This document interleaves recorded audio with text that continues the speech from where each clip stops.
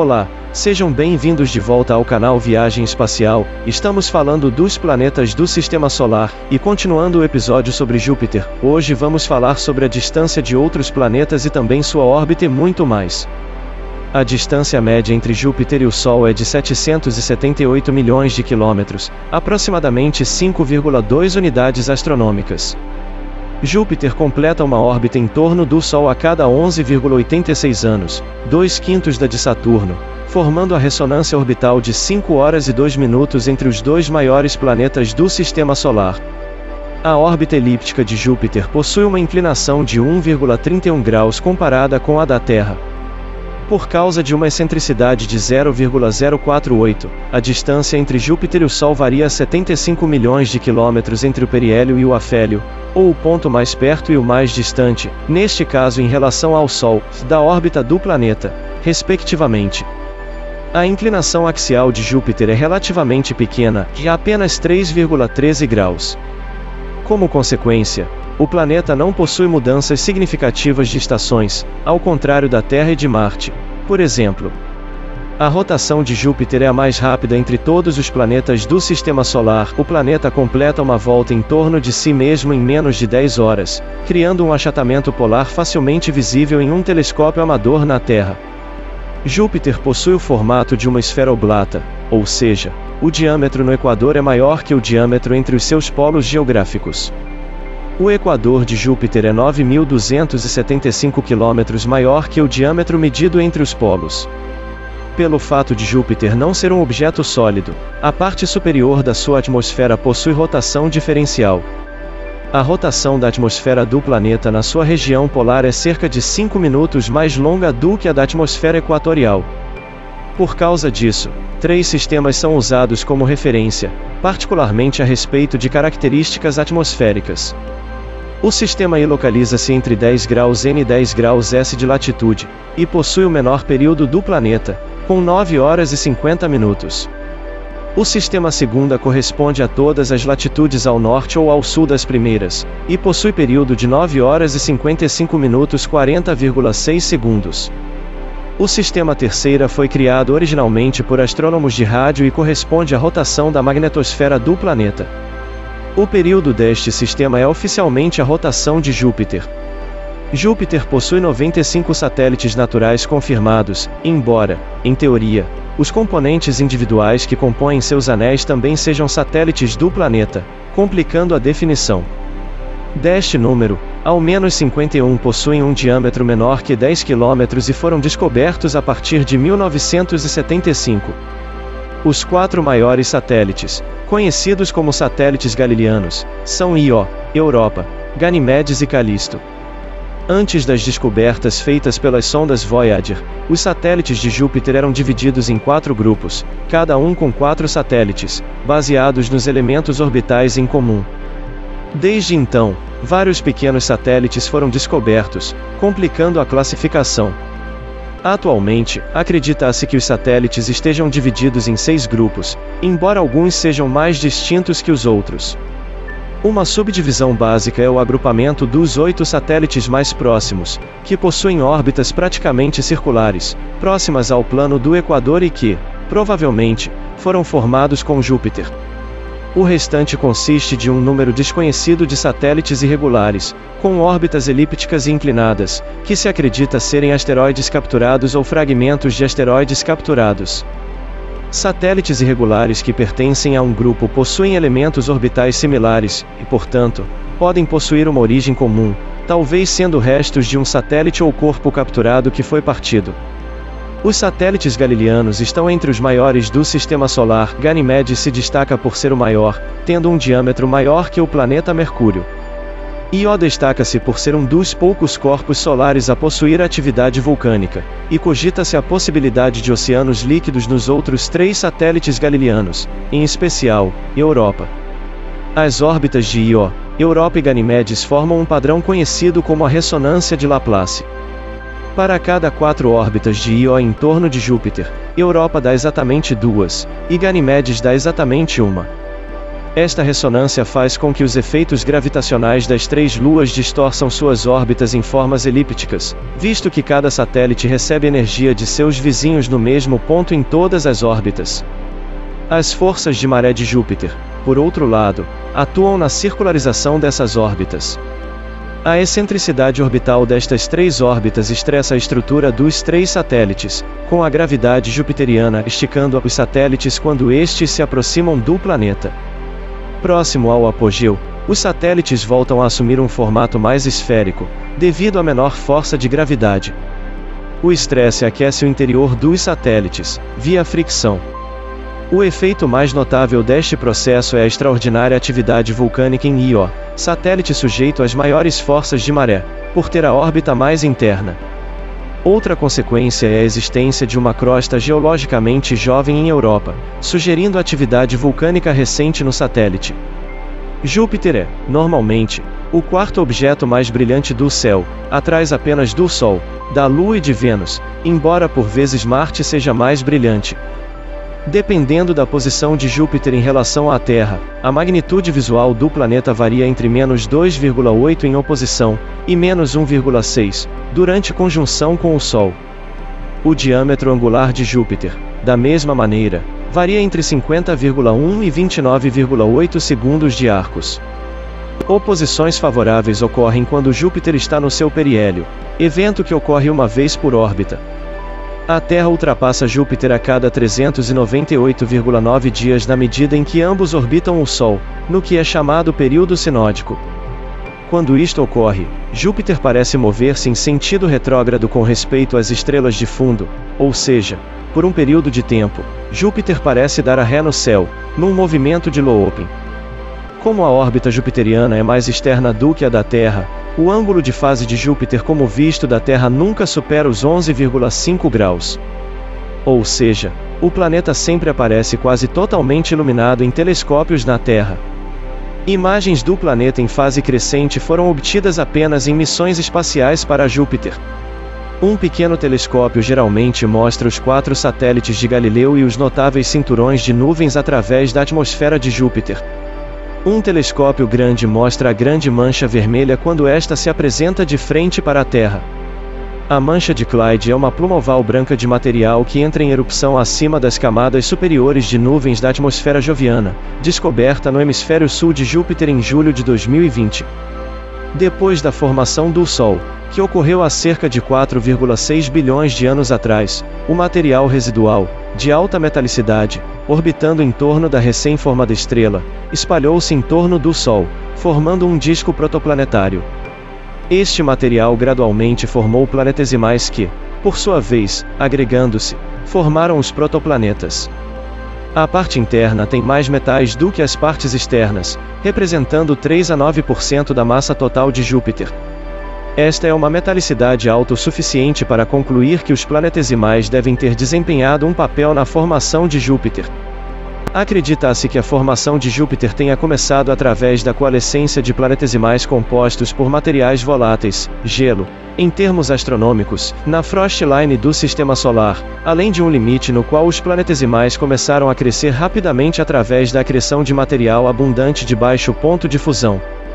As condições para uma massiva acreção, abundância de material e tempo disponível de acreção, estavam mais pronunciadas entre 5 e 6 unidades astronômicas, provocando um acúmulo rápido de material nesta região, formando um embrião planetário com cerca de 10 massas terrestres, massivo o suficiente para começar a agregar gás do disco solar, mais especificamente, hidrogênio e hélio. O embrião continuou a crescer, agregando mais planetesimais do que gás.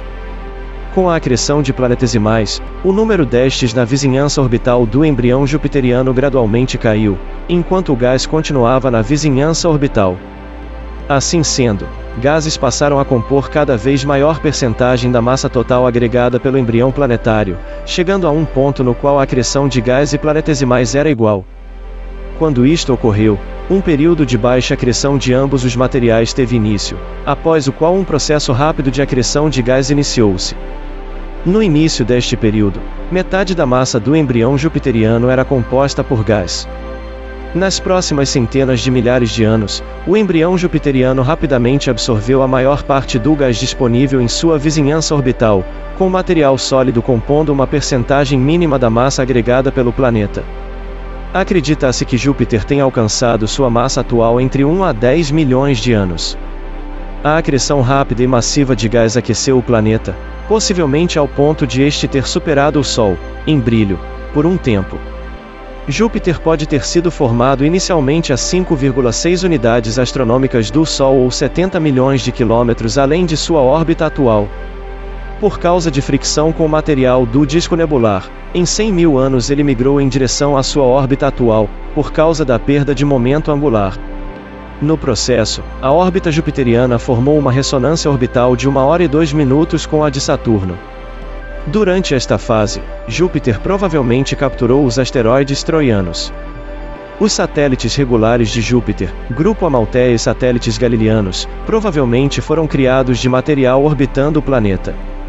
Antes da formação dos satélites galileanos, vários outros satélites podem ter existido, todos engolidos por Júpiter por causa de fricção com o material em órbita. O restante dos satélites eram corpos que foram atraídos pela enorme força gravitacional jupiteriana quando passavam em sua vizinhança. A hipótese de que o planeta foi formado através da coalescência de planetesimais, posteriormente, do acréscimo de gás, é suportada por uma publicação feita em novembro de 2008, que argumenta que Júpiter possui um núcleo de 14 a 18 massas terrestres, o que indica que ele possua um núcleo sólido com o dobro da massa que estimativas anteriores indicavam, e possibilitando a adição de grandes quantidades de gás da nebulosa solar. A observação de Júpiter se faz desde pelo menos o século VII ou VIII a.C., pelos astrônomos babilônios. Os chineses antigos também observavam a órbita de Suks e estabeleceram seu ciclo de 12 ramos terrestres baseado no seu número aproximado de anos. A língua chinesa ainda utiliza o seu nome, quando se refere aos anos da idade. Até o século IV a.C., essas observações tinham levado ao desenvolvimento do horóscopo chinês, com cada ano associado com uma estrela Tai Sui, a estrela diretamente oposta a Júpiter naquele ano, e o deus que controlava a região do céu oposta à posição de Júpiter no céu noturno. Essas crenças sobrevivem em algumas práticas religiosas taoístas e nos 12 animais do zodíaco da Ásia Oriental, que atualmente são popularmente assumidas como associados à chegada dos animais anti-Buda. O historiador chinês Xizezon afirmou que Gandhi, um antigo astrônomo chinês, descobriu um dos satélites de Júpiter em 362 a.C. a olho nu. Se isto for correto, antecederia a descoberta de Galileu em quase 2 milênios. Em seu trabalho do século II Almagesto, o astrônomo Ptolomeu construiu um modelo planetário geocêntrico baseado em diferentes epiciclos para explicar o movimento de Júpiter em relação à Terra, fixando o seu período orbital em torno da Terra em 4.332,38 dias, ou 11,86 anos.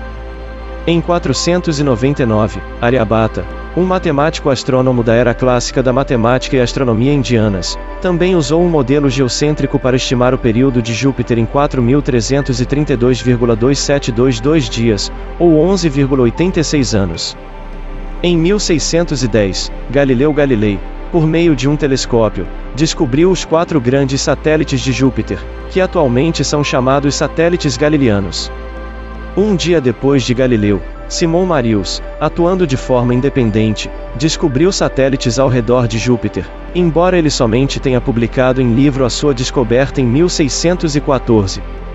Entretanto, os nomes que permaneceram para os satélites foram os atribuídos por Marius: Io, Europa, Ganimedes e Calisto.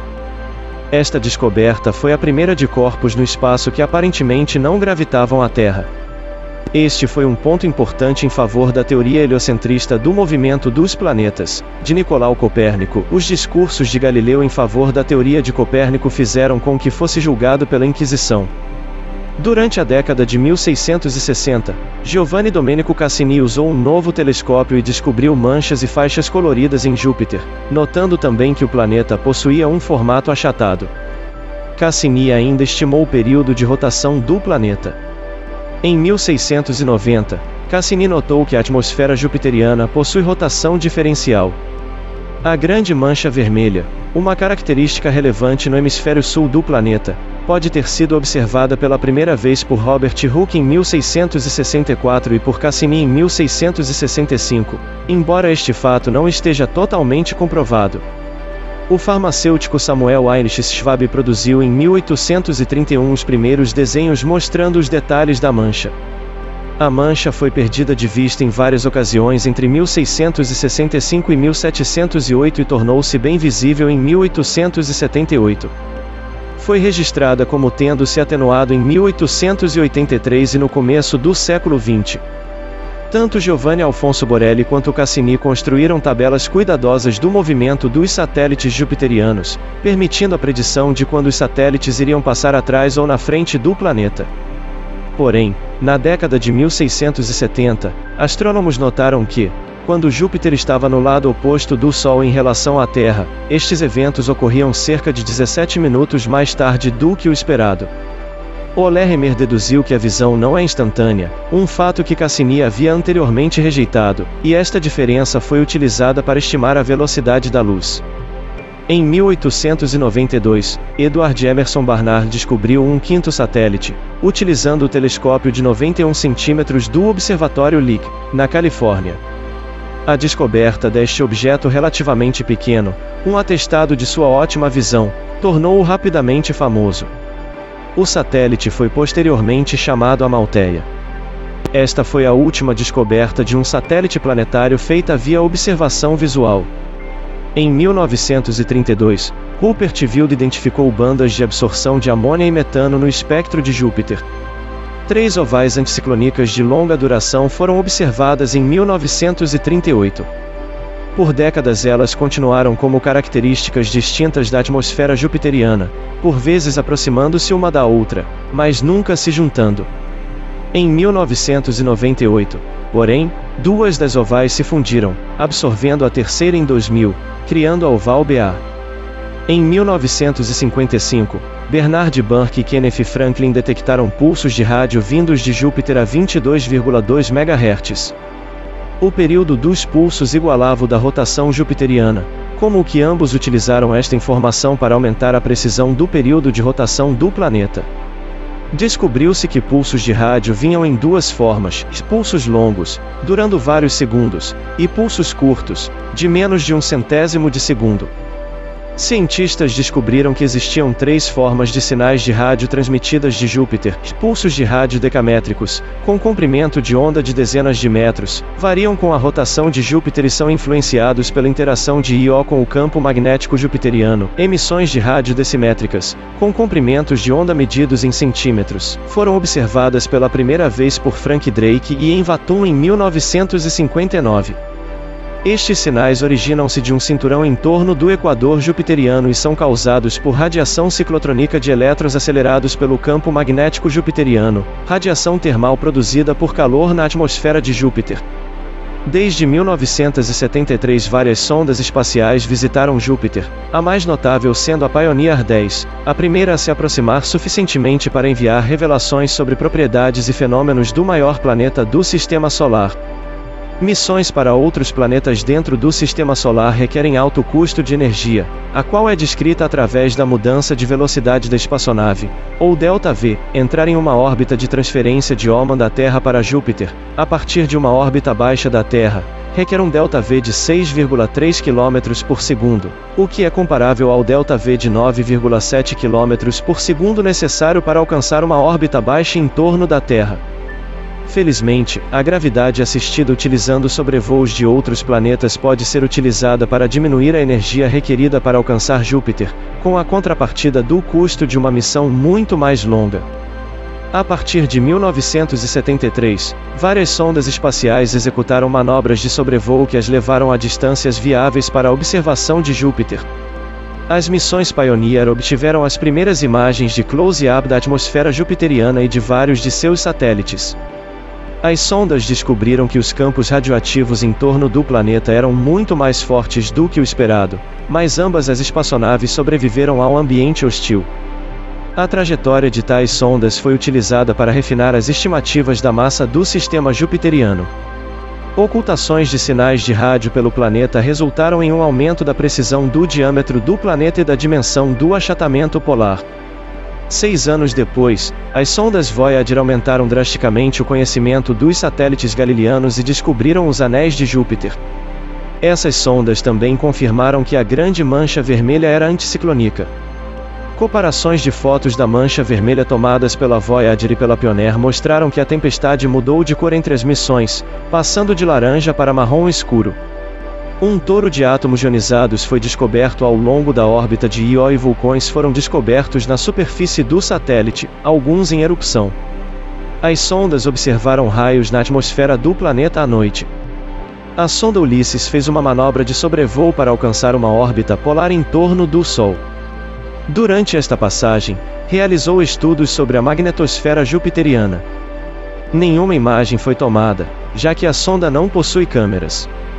6 anos depois, ela fez outro sobrevoo, mas a distância foi bem maior. Em 2000, a sonda Cassini-Huygens, que seguia para Saturno, passou por Júpiter, fornecendo as imagens de melhor resolução já tomadas do planeta. A sonda New Horizons, rumo a Plutão, passou por Júpiter para obter gravidade assistida. Sua maior aproximação foi realizada em 28 de fevereiro de 2007. As câmeras da sonda mediram a quantidade de plasma proveniente dos vulcões de Io e analisaram os 4 satélites galileanos em detalhe, além de fazer observações de longa distância dos satélites Himalaya e Elara. As imagens começaram a ser tomadas em 4 de setembro de 2006. A primeira espaçonave a orbitar Júpiter foi a Galileu, que entrou em órbita em 7 de dezembro de 1995. A missão durou 7 anos, fazendo várias aproximações com os satélites galileanos e com a Malteia.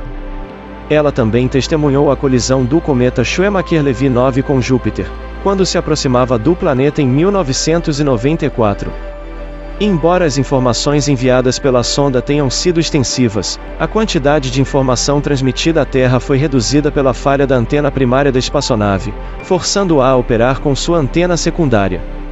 Uma sonda atmosférica de titânio de 340 kg foi lançada da Galileu em julho de 1995, entrando na atmosfera em 7 de dezembro. Utilizando um paraquedas a 150 km da atmosfera para reduzir sua velocidade para 2.575 km por hora, a sonda enviou informações sobre a atmosfera jupiteriana por 57,6 minutos, antes de ser destruída pela pressão de 23 atm a temperatura de 153 graus Celsius. Lançada em 2011, a Juno entrou na órbita de Júpiter em 2016, com o objetivo de desvelar os mistérios do maior planeta do Sistema Solar. Ao contrário dos planetas terrestres, Júpiter possui uma densa atmosfera que esconde seus segredos internos. Os instrumentos da Juno foram cuidadosamente projetados para penetrar essas camadas de nuvens e revelar a composição, o campo magnético e a dinâmica climática do planeta. Desde sua chegada, as observações da Juno têm transformado nosso entendimento de Júpiter, evidenciando sua atmosfera dinâmica, intensa magnetosfera e luas intrigantes, como Europa e Ganimedes. Além disso, as imagens de alta resolução tiradas pela sonda têm cativado o público, muitas vezes lembrando pinturas abstratas com suas cores suaves e tempestades vibrantes. Dentre as muitas imagens capturadas pela Juno, a nuvem com forma de golfinho se destaca. Essa cena efêmera ocorreu quando as formações de tempestades na região temperada sul de Júpiter criaram um padrão semelhante a um golfinho em movimento.